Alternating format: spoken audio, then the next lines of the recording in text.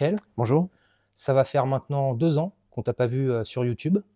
Alors donc là, c'est un peu ton retour. Est-ce que Comeback. ton comeback, C'est est-ce ça. que tu peux nous expliquer un peu ce qui s'est passé pendant ce laps de temps et nous donner des nouvelles?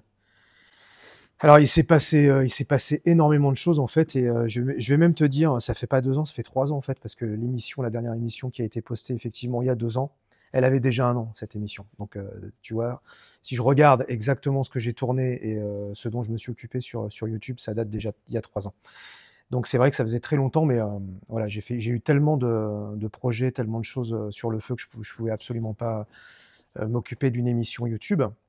D'autant plus que les premières émissions que j'ai faites sur YouTube, c'était des émissions écrites, où j'avais, réellement un prompteur, si tu veux, qui défilait le texte. Donc ma caméra, le texte qui défilait, mais tout ça, fallait l'écrire, fallait le mettre en image et monter, une émission de 40 minutes comme tu peux voir sur la chaîne, ça me prenait, allez, au moins 2-3 semaines de travail.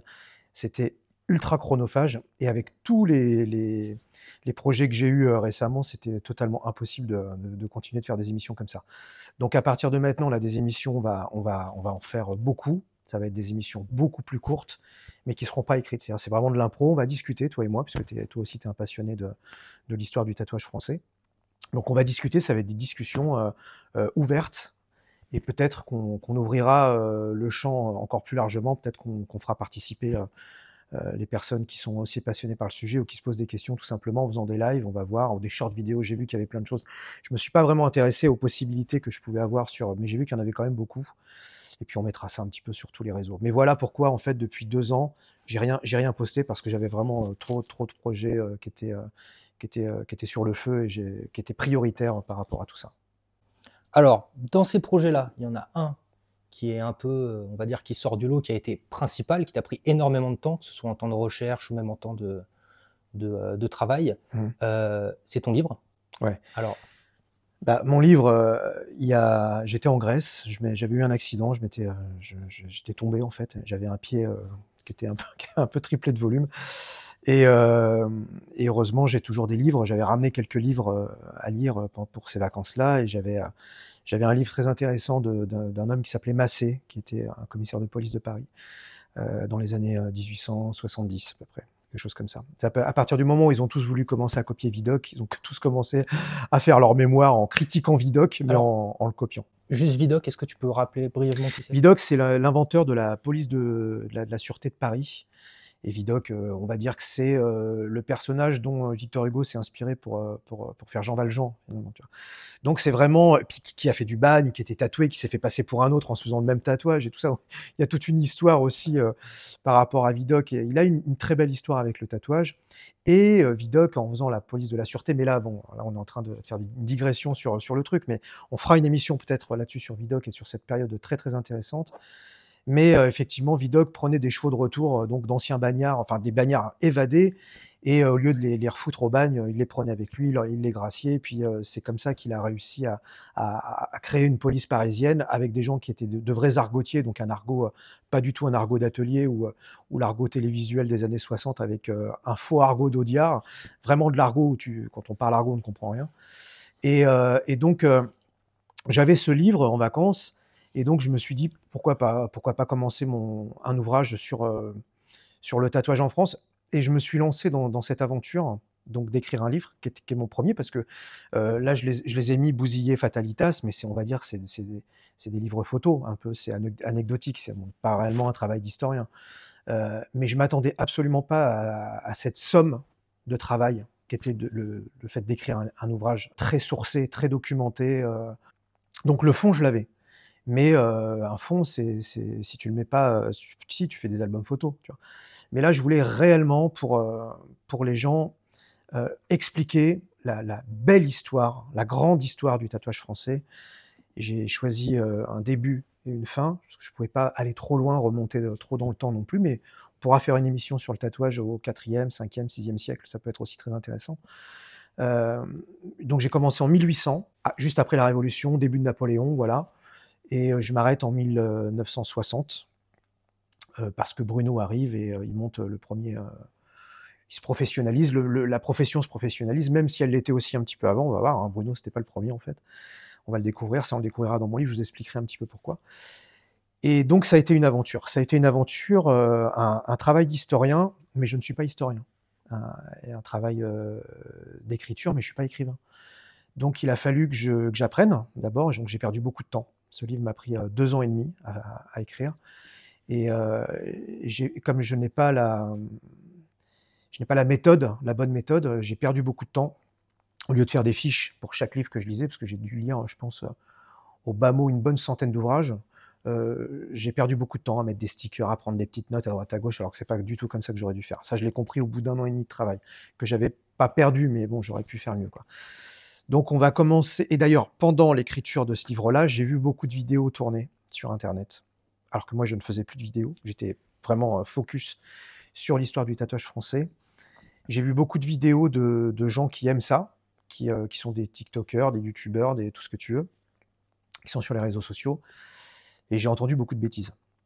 Moi qui était vraiment à fond dans mes recherches, même moi j'ai découvert énormément de choses. Je pensais maîtriser le sujet, je le maîtrisais pas, enfin pas assez en tous les cas et donc je refais aussi ces vidéos pour, casser un peu, certains certaines visions qu'on peut avoir du tatouage ou en tous les cas des choses qui sont, totalement fausses. On se fait souvent des fausses idées, de gros raccourcis sur l'histoire du tatouage en France et avec beaucoup de légendes urbaines, beaucoup de choses, qui sont, totalement fausses. Donc je vais un petit peu démystifier certaines choses et je m'excuse d'avance pour, tous les gens, passionnés qui ont dit des choses et je prouver qu'ils ont tort, mais je dirai pas de nom, je dirai rien du tout, mais voilà. Il faut aussi, je pense recontextualiser, les choses, sur un niveau, sociétal, expliquer pourquoi et mon livre en fait, il s'articule en 27 ou 28 chapitres où réellement j'explique pourquoi le tatouage à un moment va basculer, dans un langage carcéral et va sortir un petit peu de l'endroit où il était puisque avant le tatouage de prison, il y avait un tatouage, hein, qui existait déjà et pourquoi c'est passé de l'un à l'autre, d'une façon tout à fait naturelle. Voilà, j'ai vraiment mis, toutes mes connaissances, toute mon énergie, tout mon cœur, toute ma passion que j'ai pour ça. C'est une petite passion qui m'anime depuis 32 ans maintenant donc et puis avec les plus belles pièces de ma collection, forcément, je veux que tout le monde en profite. Donc ce livre sortira au mois de septembre aux éditions du Seuil, donc septembre 2025 pour la rentrée littéraire. Édition des Beaux Livres, donc format à l'italienne, 350 pages, un magnifique ouvrage qui va sortir, sur l'histoire du tatouage.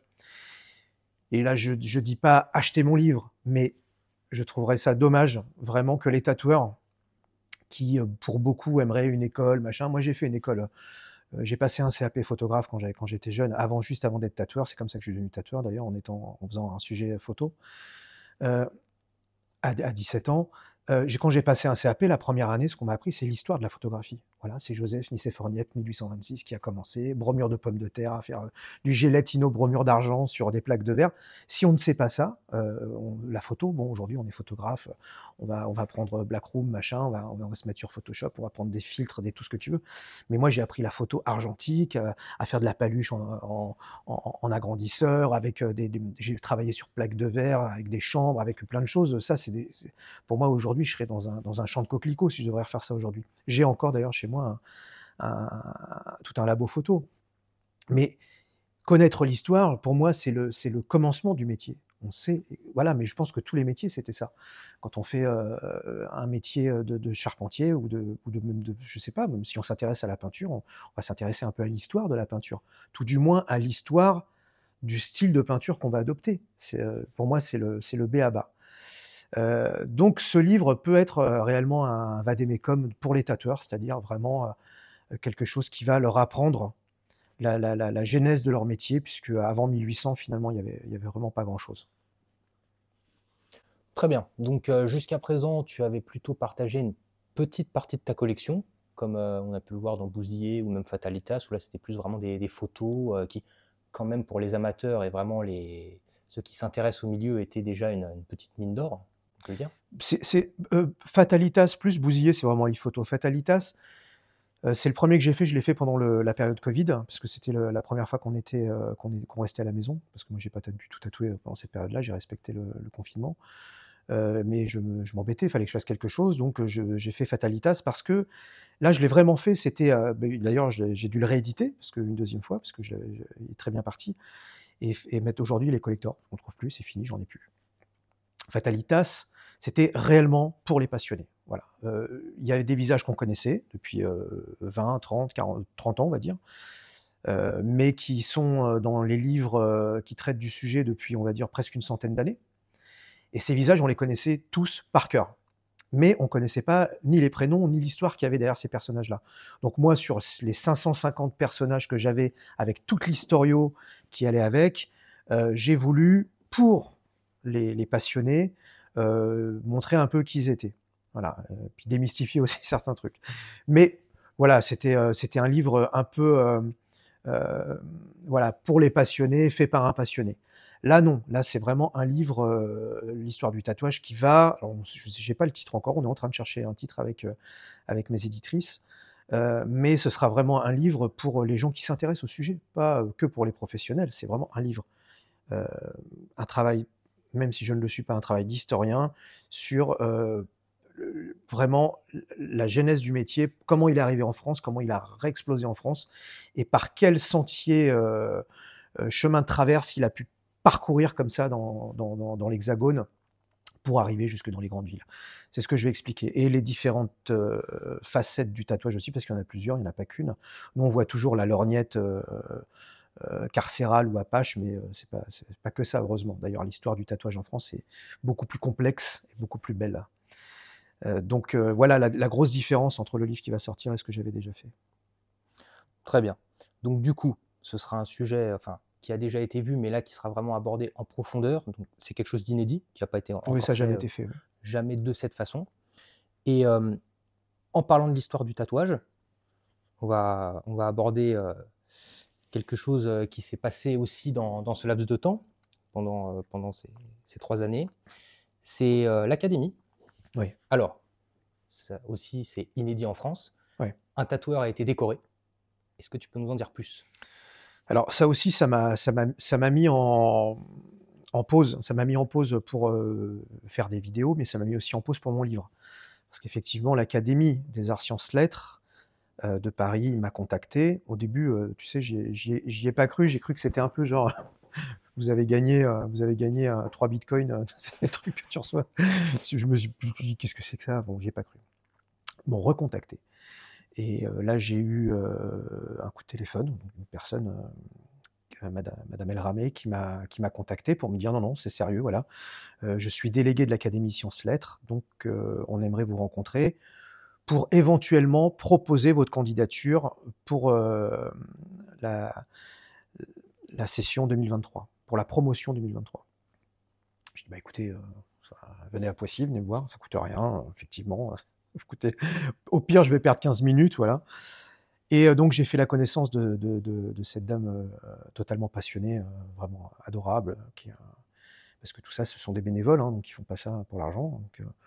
Donc elle m'a dit: «Non, non, voilà, je connais votre travail, on a suivi ça, machin, ça sort, voilà, encore une fois de ce qu'on peut voir et tout». Bon, j'étais quand même, très étonné. Bon, alors on est allé sur, le site, on a vu que tout ça c'était vrai finalement, quoi.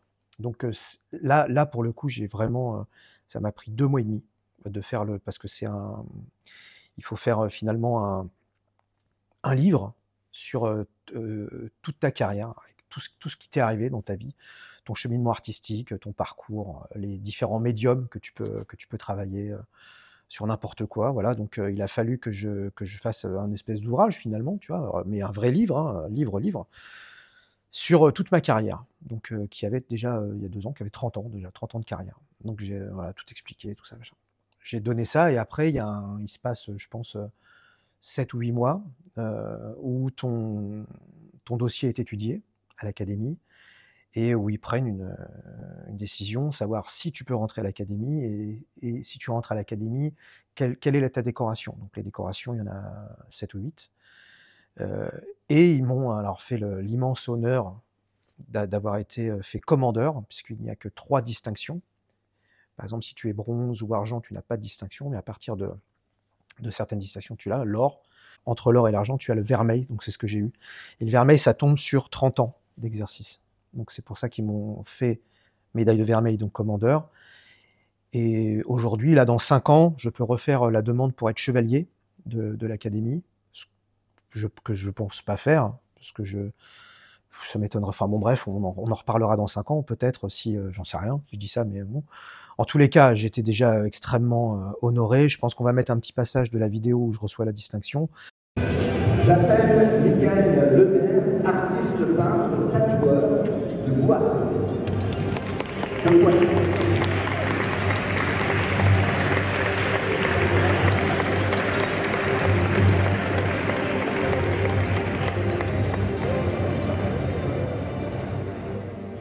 Ils ont été très ouverts, quand même sur des gens qui avaient plus de 70 ans, qui sont tous académiciens, c'est une société savante, donc ils n'ont pas l'habitude. Le tatouage, pour eux, si tu veux, c'est un truc, c'est cracheur de feu, tu vois. Mais ils ont été hyper réceptifs. Vous voyez que notre institution sait conserver la tradition, mais également l'innovation, puisqu'aujourd'hui, à mes côtés, nous décorons un tatoueur.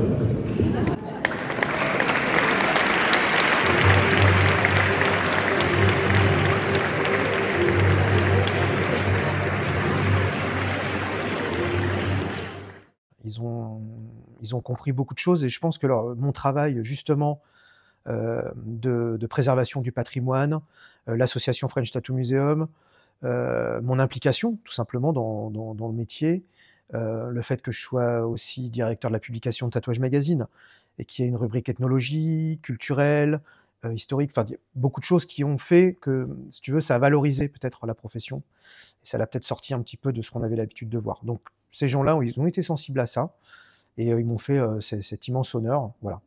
Donc effectivement, c'est une première en France, c'est une première dans le monde d'ailleurs, mais après, c'est qu'est-ce qu'on en fait de cette distinction-là? Voilà, tu as beaucoup de tatoueurs, hein, tout de suite, qui m'ont contacté, genre: «Ah bah ça y est, je paye plus de TVA et tout». Je fais: «Non mais les gars, c'est avant de penser que peut faire le monde du tatouage pour vous, pensez à qu'est-ce que vous pouvez faire pour le monde du tatouage». Je pense que l'important est là d'abord, montrez-nous votre passion qui vous anime, et puis à partir de là, le tatouage va vous le rendre. Mais c'est comme ça qu'il faut se poser la question, je pense, en tous les cas de mon point de vue. Maintenant, c'est vrai que ça donne au moins un exemple, puis il y en aura, j'espère qu'il y en aura d'autres, des tatoueurs qui pourront intégrer cette institution. Mais en tous les cas, ça donne de l'espoir en disant: «Voilà, il y a eu le Quai Branly, il y a eu ça, puis il y aura certainement d'autres choses». Là, je sais que dans 2 semaines, je suis à la Paris-Sorbonne pour Tattooist versus tatoueur. Justement, je vais parler du métier, savoir entre artistes, artisans, qui fait quoi, où est-ce qu'on se situe. Après moi, je laisse ça un petit peu à la profession. Chacun se situe là où il a envie d'être finalement. Pas à moi de juger qui est artiste et qui ne l'est pas, quoi.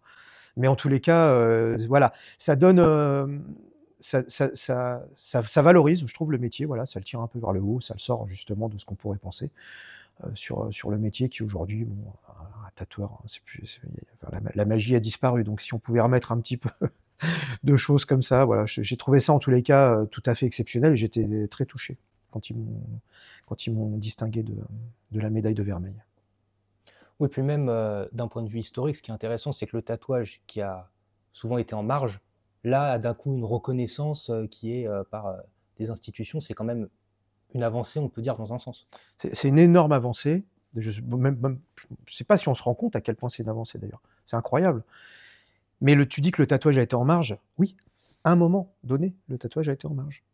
Il a été en marge à cause de certaines choses que j'explique dans mon livre. Mais le tatouage n'a pas toujours été en marge en France, comme au Japon d'ailleurs. Les premiers Japonais, c'était le kimono du pauvre, ils n'avaient rien à voir avec la mafia. Le tatouage en France n'avait rien à voir avec le milieu carcéral au début. Donc ça, c'est des choses que les gens n'ont pas forcément lues ou axées, parce que le tatouage a pratiquement toujours été axé là-dessus, puisque les gens qui en ont parlé, qui ont traité du sujet, c'était des médecins de prison, ou des médecins du bagne, ou des médecins militaires. Mais forcément, on avait affaire à cette population-là. Mais c'est ce que j'ai essayé de démontrer dans mon livre, que non, le tatouage, il vient pas de là. Donc oui, je suis d'accord avec toi, c'est une grosse partie du tatouage français. C'est en tous les cas comme ça qu'il est perçu aujourd'hui. Mais les choses changent, la preuve. L'Académie a fait que en tous les cas, ils ont mis un coup de pied là-dedans. Ouais. Très bien. Bon, ensuite, il y a eu aussi du nouveau du côté de Jérusalem.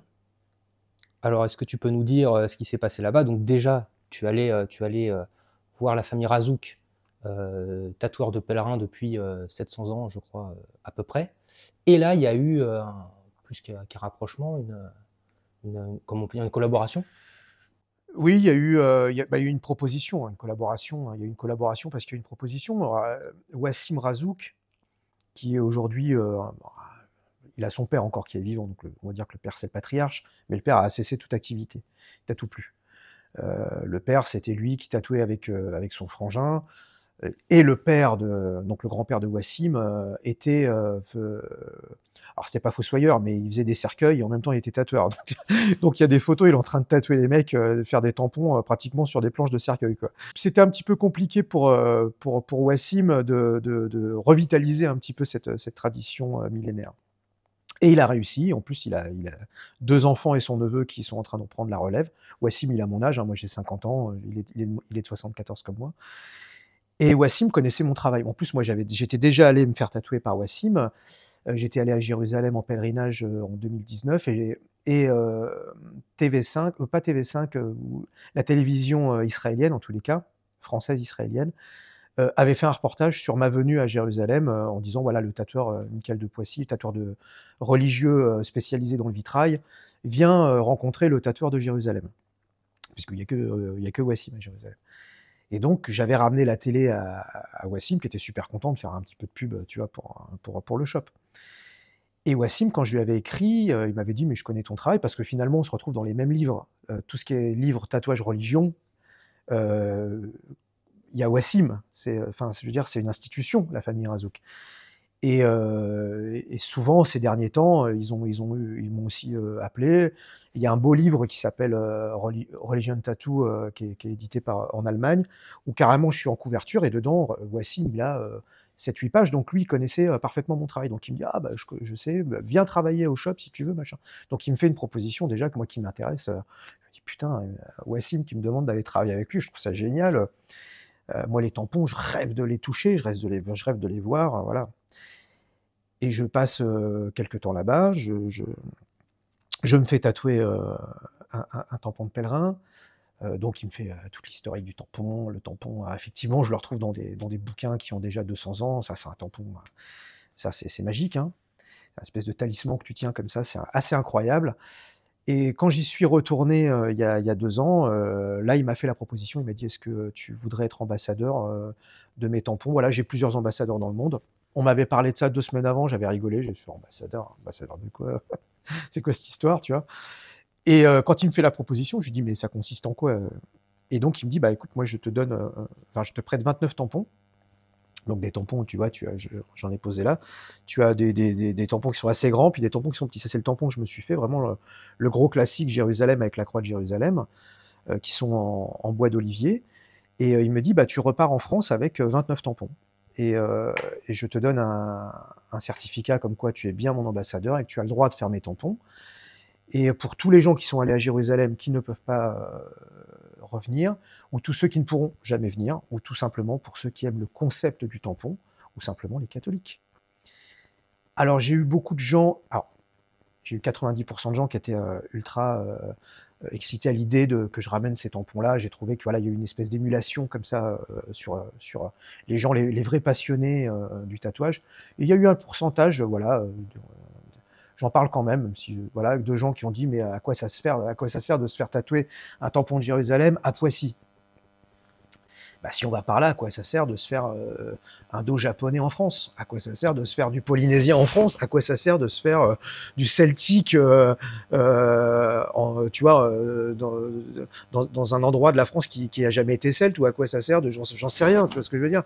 À quoi ça sert, tout simplement, de se faire Bouddha? À quoi ça sert? Faut arrêter, ça n'a rien à voir.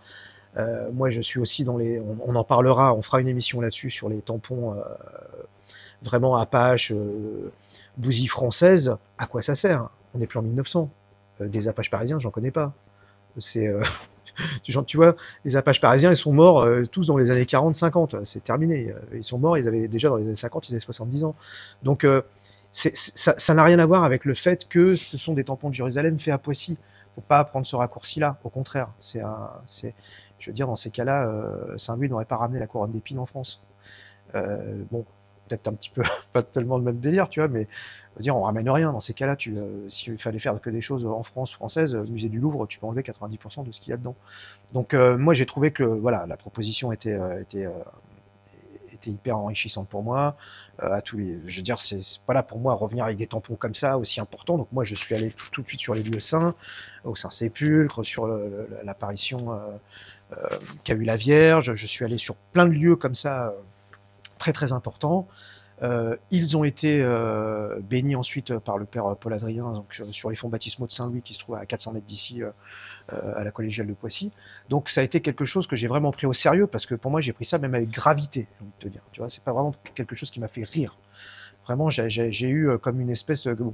Wassim, quand il m'a donné ça, il s'est pas rendu compte qu'en fait, il missionnait. Je rentrais au pays j'avais une mission à accomplir. C'était vraiment quelque chose de très, très important. Donc, c'est quelque chose que j'ouvre 2 fois par an, parce que je veux pas non plus que ce soit n'importe quand. Voilà, j'essaye de faire ça quand même à des endroits où il y a quand même des fêtes religieuses, même si on a beaucoup en France, enfin, dans l'année. Mais ouvrir ça 2 fois dans l'année, et puis bah, les gens sont extrêmement ravis. Voilà, il y a toujours une photo avec le tampon, c'est un petit peu le rituel et tout ça. Voilà, pour en tous les cas, la partie tampon de Jérusalem, donc il y a aussi eu ce projet absolument hallucinant. C'est vrai que d'ailleurs, dans les gens qui viennent se faire ces tampons de Jérusalem ici à Poissy, il y en a des fois qui sont... alors il y a différents types de profils, mais il y en a que ça touche énormément. Et il y en a pour qui le sens religieux est vraiment important, et c'est une sorte de communion avec les pèlerins qui portaient ces symboles. Tu as été là à des séances de tatouage pendant la période des tampons. Il y a des gens qui pleurent.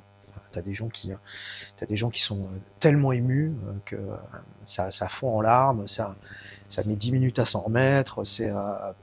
Et je me rends compte l'importance que ça a pour certaines personnes. C'est incroyable, c'est incroyable. Et c'est là où je me dis aussi qu'il y a un manque chez les gens. Et ça peut être un palliatif aussi. Les gens retrouvent quelque chose.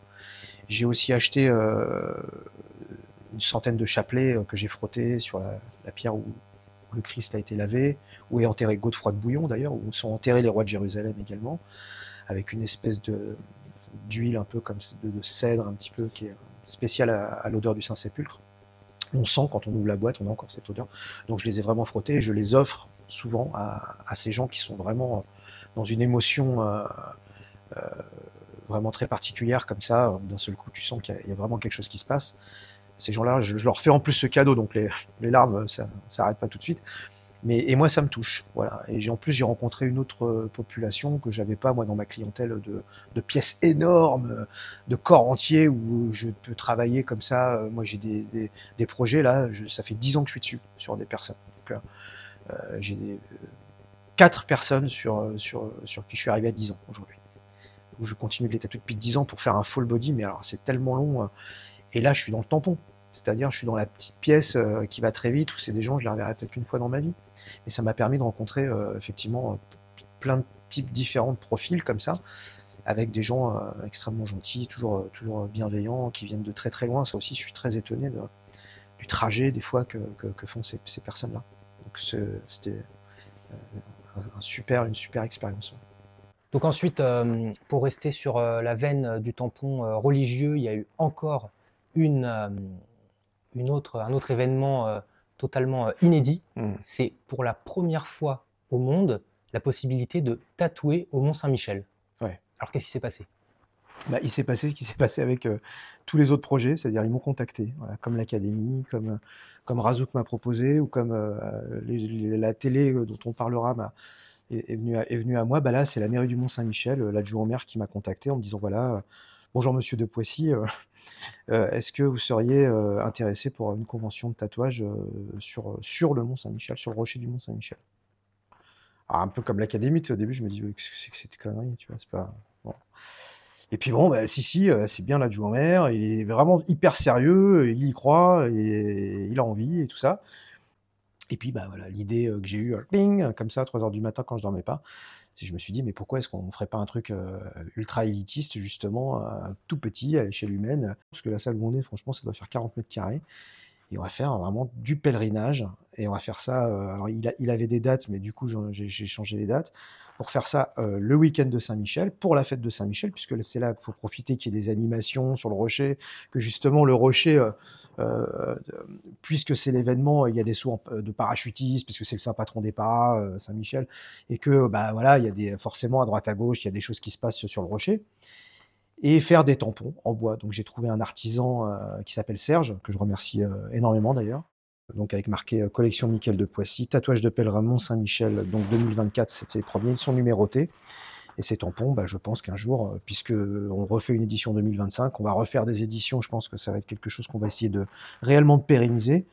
Bah, peut-être que ces tampons vont me survivre, peut-être que dans 100 ans, il y aura encore ces tampons-là avec des gens qui, peut-être que ces tampons prendront une valeur, puisque bien sûr, plus ils vont tatouer de gens, plus ils vont prendre de la valeur, et ça va devenir un petit peu à l'image des tampons de Jérusalem. Un jour, ces tampons bah, seront peut-être chéris, tu vois, parce que dans la religion catholique, c'est vrai qu'on aime bien on aime bien les reliques, on aime bien les objets, on aime bien les statues, on aime bien ces choses-là. Et bah, peut-être que ces tampons bah, vont devenir très importants. En tous les cas, ils sont déjà devenus très importants pour l'histoire du tatouage en France, puisque c'est la première fois qu'on a vraiment réellement un pèlerinage qui se fait en France, et alors sur quand même un patrimoine mondial de l'UNESCO, le Mont-Saint-Michel, qui est absolument magnifique. Je dormais dans la maison du Guesclin et tout, c'était incroyable. On s'est promené le soir, les pèlerins revenaient de la marche pour se faire laver les pieds, il y a des chants, il y a des choses, pareil, là, il y a vraiment une force vraiment qui vous prend, qu'on soit chrétien ou pas, hein. C'est comme Jérusalem, c'est exactement pareil. Et j'ai bien sûr appelé Wassim Razouk, qui viennent avec. Alors, il est venu avec son fils, qui tatoue aussi. Jonah qui tatoue à Loretta, qui est une énorme tradition du tatouage italien, Notre-Dame de Lorette. Et Patrice, qui est un tatoueur normand. Et donc, bah, c'est lui qui en avait parlé à la base à la mairie. Il se sentait pas de le faire, donc il leur a proposé que ce soit moi qui m'en occupe. Donc, pour le remercier, puis c'était la moindre des choses, puis qu'il y ait au moins quelqu'un qui soit aussi de la région, qui connaisse bien le coin, donc il est venu aussi, donc nous sommes 4, et ça a été une expérience, encore une fois, vraiment unique. J'ai vraiment de la chance, parce que c'est vraiment un métier qui, quand on se donne à fond, bah, il vous donne également plein de choses. Là, on est vraiment en dehors des conventions, en dehors du système tatouage, de tout ce qu'on peut connaître. C'est vraiment des choses en plus. À chaque fois, c'est les premières. C'est ça qui est incroyable, quoi. C'est fabuleux. Et le Mont-Saint-Michel, bah, j'ai hâte d'y retourner pour Encre Sacrée. Et là, donc les tampons ont été bénis par le Padre Pierre. Et on va faire, comme ils ont déjà été bénis, mais ça sert à rien de le faire 50 000 fois. Par contre, on fera bénir l'encre pour 2025. Voilà. Ce sera réellement encre sacrée, pour le coup. De l'encre bénie. De l'encre bénie. Donc du coup, là, c'est vraiment l'ouverture, on va dire, comme ce que tu disais, une première mondiale, encore une fois, de la tradition du tatouage de pèlerin en France, à travers le Mont-Saint-Michel. Donc, on ne pouvait pas faire plus, on pouvait pas donner un meilleur cadre, disons. Et donc, en plus, à côté de toutes ces choses, déjà, on voit un certain fil rouge, hein, qui est toujours l'histoire du tatouage, et à côté, le tatouage aussi religieux, dont tu as pu parler à la télé. Alors ça, c'est encore un autre événement qui s'est passé dans ce laps de temps. Comment ça s'est passé?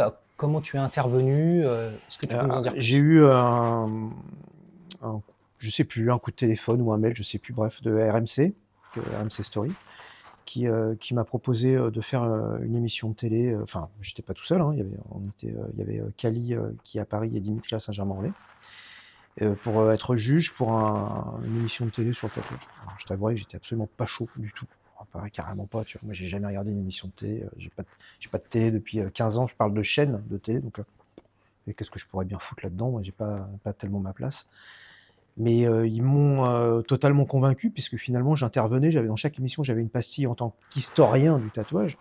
Donc, tous les jours, il y avait un sujet qui était traité, un sujet différent pour ceux qui concouraient à cette émission. Et donc, à chaque fois, j'intervenais en tant qu'historien en disant, voilà, l'histoire du style d'aujourd'hui, c'est ça, ça, ça, ça. Donc, je suis venu avec toutes mes archives, des bouquins, des choses, j'ai pu montrer des objets, j'ai pu faire partager ma passion aux plus nombreux, voilà, en espérant peut-être avoir intéresser certaines personnes. Moi, je sais qu'il y a des gens qui ont regardé l'émission, qui n'avaient pas de tatouage, qui n'ont pas forcément envie de se faire tatouer, mais qui sont venus regarder l'émission, justement pour ce côté un peu à la Pawn Star, si tu veux, où il n'y a pas que l'objet à vendre, il y a aussi l'explication de l'objet, le pourquoi du comment. Et moi, c'est ça qui m'intéresse réellement dans ce que je fais. Donc, cette émission, moi, franchement, je me suis régalé, j'ai trouvé ça génial. J'ai trouvé que il y avait des défauts, mais c'est des défauts de première saison. C'est tout à fait normal. Par contre, la pellicule était belle, la colorimétrie était jolie, l'atmosphère était très belle, le lieu où on était absolument génial, puis on s'est vraiment marré, en fait. Je pense que c'est ça ce qu'il faut retenir de ça, c'est qu'on a vraiment pris du plaisir. Moi, j'ai vraiment adoré cette expérience, qui était, encore une fois, pour moi, c'était une première. Des télévisions, j'en ai fait plein, mais faire comme ça sur des semaines et des semaines et des semaines de tournage, c'était vraiment une très très bonne expérience que je referais si on me reproposait demain de refaire réellement des émissions sur l'histoire du tatouage, prendre des pastilles comme ça, parce que des émissions, on peut en faire une cinquantaine, hein, sans problème, même plus. Il y a vraiment des anecdotes, il y a des choses à dire, hein, sur le tatouage. Je le referai avec grand plaisir. À partir du moment où je reste à ma place, dans ce que j'aime faire, où on n'est pas dans le drama à l'américaine et puis le n'importe quoi, où d'un seul coup ça va se chiffonner, enfin, tout ce que je déteste. Si ça reste vraiment dans ce que j'aime, avec quelque chose de bien pensé, non, avec plaisir, vraiment. J'ai aimé ça en tous les cas. Très bien. Bon, ben, en attendant de reprendre peut-être à la télévision, nous, de toute façon, ici sur YouTube, on va vraiment se consacrer à ton domaine qui est l'histoire du tatouage et puis tout un tas d'émissions autour de cet univers. Qu'est-ce qui va se passer là assez prochainement là sur la chaîne?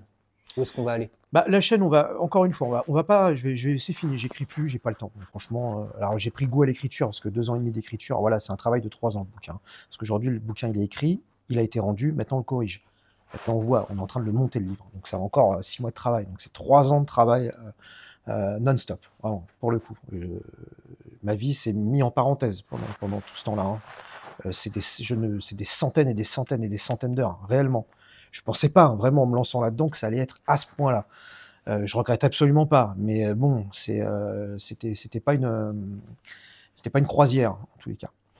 Qu'est-ce qui va se passer maintenant que je suis vraiment au niveau maximum de mes connaissances? Je vais faire partager ces connaissances-là.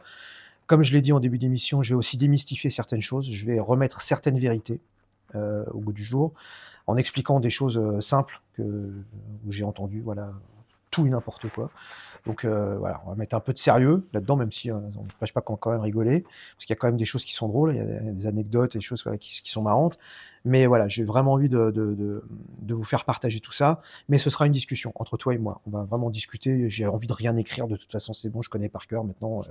Mais je pense que mon livre, quand il va sortir, j'aurai une espèce de frustration, tu vois, réelle, parce que je vais certainement découvrir d'autres choses, je vais certainement retomber sur une photo que j'avais pas mis, ou je vais peut-être tomber demain chez un collectionneur qui va vouloir me vendre un truc, je vais faire, mais pourquoi je l'ai pas eu avant pour le mettre dans le livre, tu vois, il y a plein de choses comme ça qui font que certainement, c'est sûr. Alors après, si le livre marche super bien, qu'on fasse une réédite, peut-être que je vais remettre je comprends maintenant pourquoi les gens des fois reprennent les livres et remettent un petit feuillet de quelques pages, parce que forcément, et puis j'ai dû aussi, moi il m'avait demandé 70 pages, j'en ai fait 120.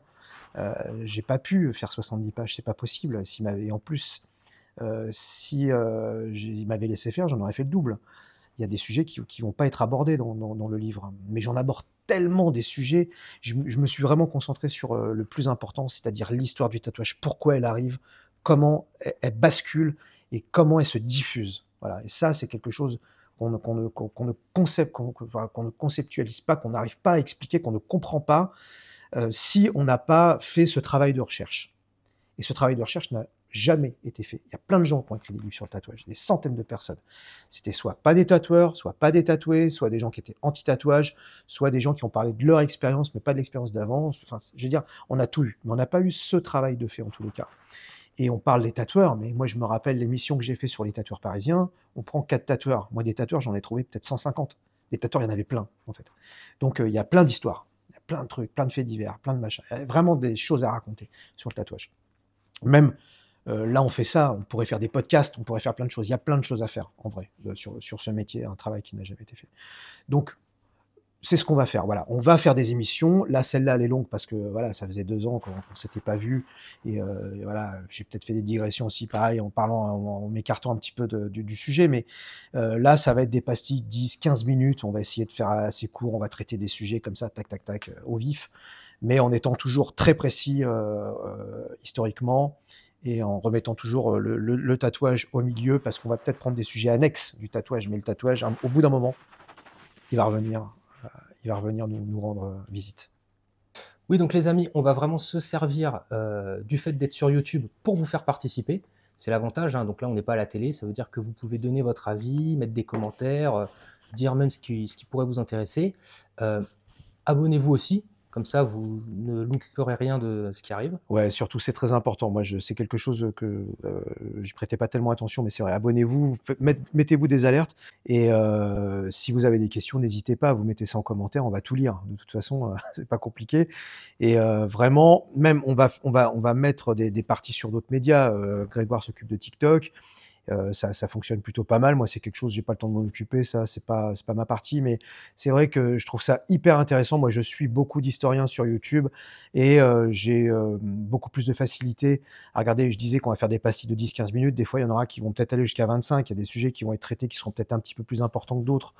Mais en tous les cas, oui, on compte sur vous, en tous les cas, pour venir mettre du grain à moudre, justement, dans toutes ces discussions et qui peuvent déboucher sur un autre sujet auquel on n'avait pas, nous, forcément pensé. Pour ceux qui sont abonnés ou même les autres, la prochaine vidéo, sur quel sujet ce sera? Sur quel sujet? Je sais pas, on va prendre un tatoueur en particulier, comme ça, on va parler d'un vieux tatoueur, histoire de se mettre un petit peu dans le bain. On va pas commencer tout de suite à prendre un sujet, un peu trop compliqué ou un peu annexe. On va prendre un tatoueur, hein. On va se faire une petite émission assez courte pour voir ce que ça peut donner comme ça quand je discute et puis vous me direz ce que vous en pensez, puis je pense qu'on va se marrer. Donc un tatoueur parisien autour des années 1900 par exemple, Ouais, un truc comme ça, on va voir, ouais. ça marche super.